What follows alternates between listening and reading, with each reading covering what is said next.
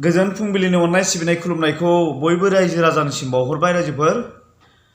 बे समाव दिनै जों नै हौवा हिन्जाव सानैजों माने लखिमपुर केन्सार हस्पिटालाव थांनो थाखाय रेडि जादों। थांनायनि माखासे जाहोन दङ। माने आहा बुरिनि माने देहायाव एसे हारानि माखासे प्रब्लेम नुजादों। दा बेखौनो कनफार्म खालामनो थाखाय डक्टरा जेनेबा MRI लिरनानै होदों। दा बे MRI खौनो खालामनो थाखाय लखिमपुराव थांनो ओंखारदों रायजोफोर। नोंथांमोनाबो नायलांफाबाय थाबानो जाबाय, आं नोंथांमोननो दिन्थिलांबाय थागोन। थांनो ओंखारदों रायजोफोर नै बोराय बुरै सानैजों। थांनायनि खारन दं बारु, बेखौ उनाव आं फोरमायलांबाय थासिगोन। टिकेट लाबाय नै हौवाया, माथो खालामबावनो। नै फुङाव बिराद मानसि जायो एकदम। ओरै सानजाहा थांग्रा मिसिं मानसिफोर बिराद जायो बिथिं एकदम ओरै। ट्रेना हाखु दाखु सिखारनानै फैनाय, मुब्रुं मुसि बोरैबा जाथारदों। बोथोराबो गुसुजों जाबजों। थांनाय मार्चनि 8 अक्ट'आव माने जोंहा एक्सिडेन्ट जादोंमोन नालाय, बे एक्सिडेन्टआवनो एसे माखासे लोगसाफोरसो थालांगोन ना माखो, माने सिं सानायानो आंना बुरैना हामनोनो रोङा, माने साखांफिनबाय थायो। दा बेखौनो माने डक्टरा ओरैनो आल्ट्रासाउन्ड खालामबाय, एक्सरे खालामबाय, जेबो हमनो हाया। दा MRI खालामनो थाखाय माने थिनदों आरो। दा जोंना लखिमपुराव मोनसे केन्सार हस्पिटाल दं नालाय, बेवहाय खालामो। दा बेखौनो खालामनो होननानै दिनै ओंखारदों आरो। दा मा ओंखारो नोंथांमोननो दिन्थिलांबाय थागोन आङो। माने एखे सिङानो ओरैबायदि सायो, साखांबाथाय माने सिखारनोनो हाखाया आरो ओरैबायदि। दा बेखौनो मा जानानै दं सिङाव बे MRI खालामबा। जोंना ट्रेना नै डेकारगाव टु मुरखं सेलेक्ट ट्रेन बियो। दा जों लखिमपुरसिम थांसै। माथो मानसिया फार्स्टआव थायो बोलायसैलै, नहले लास्टआव। लाल साहा लोंबाय नै ट्रेनाव।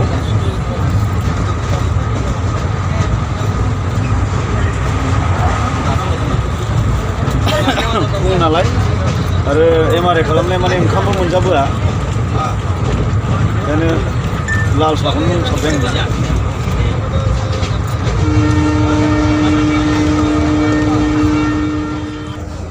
लखिमपुर ट्रेन स्टेसन बियो नै मोनबाय, ओंखारनांसिगोन दसे उनाव।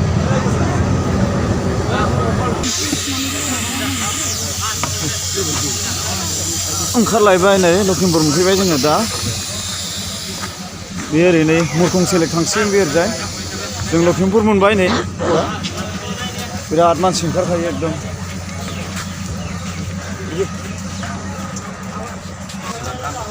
दायो इ-रिक्सा हमहैनांसिगोन बैथिं खोलाथिं ओंखारलांनानै। खोलाहा आरो सोनाब ससे माने बेनिफ्राय आरो साहा एसे दावखोनांगौ। गाखोबाय नै जोङो दा। बिनिफ्राय बारा गोजान नङा बारु, एसे सोनाब आरो साहा खोला एसे थांबानो मोनगोन आरो। केन्सार हस्पिटाल होनना बुङो बेखौ, माने साबोकथि आरो लखिमपुर। आर्मि केम्पबो दं। गोदो बे खाथियावनो फैबाय थाखायोमोन आङो, माने स्टुडिअ मोनसे दङ, अडिअ स्टुडिअ, खामानि मावफैबाय थायो बेयाव। गेजेर गेजेर ओरै प्रबिन फंबायनि खामानि, मालाबा रबि फंबायनि खामानि, मालाबा आरो बिदिनो गुबुन गुबुन प्रडिउसारफोरनि खामानि मावनो फैयोमोन आरो बेवहाय। दा नै थांसिगोन जों। दङ एकदम नै थम थम, माने इ-रिक्सायानो माने एकदम जाबजोबलायनाय नै एकदम। थांसिगोन जों नै। आस्ते नै सौदावलायनोसैमोन एकदम। थांबाय जों नै।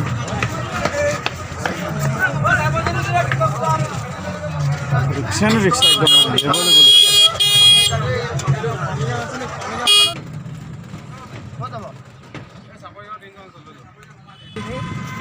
दा जों रावना होबाय नै, डाइरेक्ट माने केन्सार हस्पिटाल सिदायैनो थांखानोसै। ओंखामबो उखैबाय बिरादनो, माथो खालामबावनो। नैबे जाबाय माने हस्पिटाल रड थांनाय माने बिनि नुथाय आरो। गोजौ गोजौ बिल्डिं दं, एकदम मोजां मोजां जाजोब्बाय। दायो लामाफ्राबो माने मोजां क्लियार जाजोब्बाय नालाय, ओंखायनो आरो माने गामियारि मानसिफ्राबो दानिया जेनेबा मिसिंफ्रानो जा बा बर'फ्रानो जा गासिबो माने टाउन सहरखौ माने नागिरनानै फैग्रा जाजोब्बाय ओंखायनो मोजांबो जादों डेभेलप जानांगौ बयबो दा जों गोदो फैबाय थाबाथ' लखिमपुरा बांद्राय बिदि नङामोन दायो माने स्टेसनाबो देरबाय जेरैबो देरजोबनायखाय मोजां जाबाय आरो जों दा नै केन्सार हस्पिटालखौ मोनफैबाय बै गोजौ बिल्डिंआनो बेनो एकदम बिराद कम्पाउन्डआ बिराद मोजां गुवार गिदिर एकदम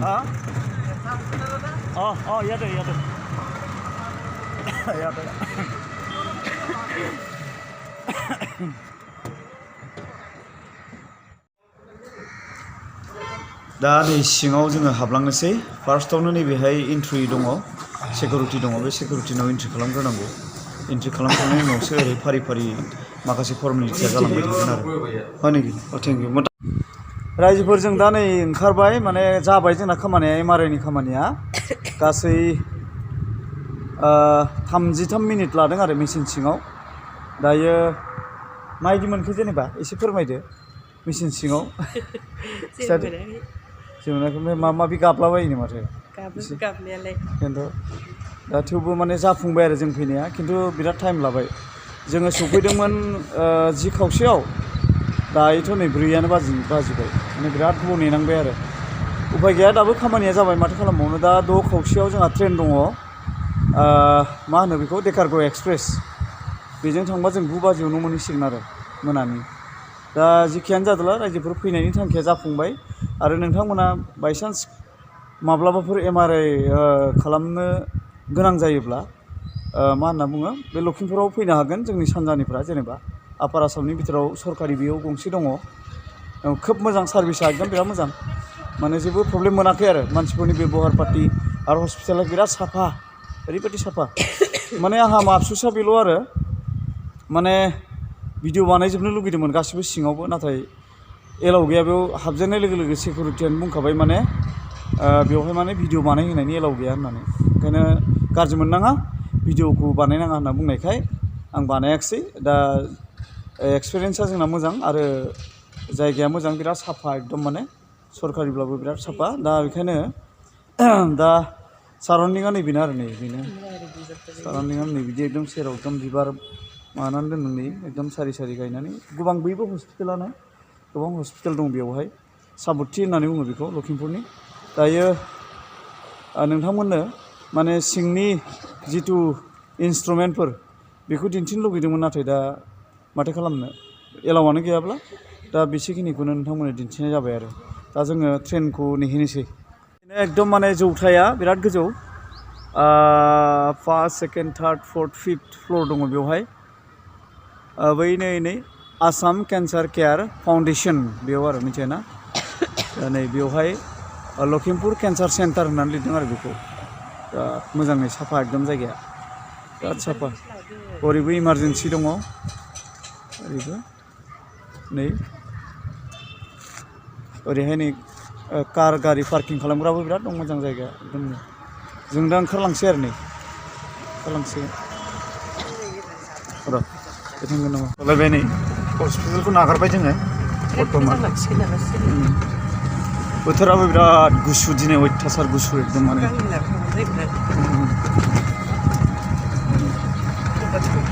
जों दा मेडिकेल कलेजाव एसे हाबफैबाय नै बिथिं एसे माने केन्टिनाव ओंखाम जानो होननानै नायदो नै लखिमपुर मेडिकेल कलेजआनो बिराद एखेबारे माने बिराद मोजां नै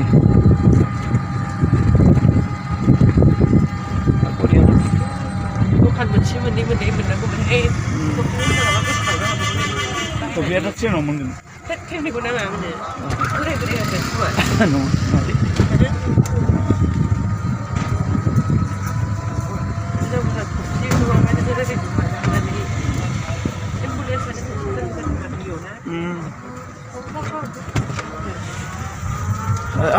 मेडिकेल कलेज नालाय नै एम्बुलेन्सआनो एकदम हिसाब गैया कम्पाउन्डआ बिराद गिदिरानो बेबो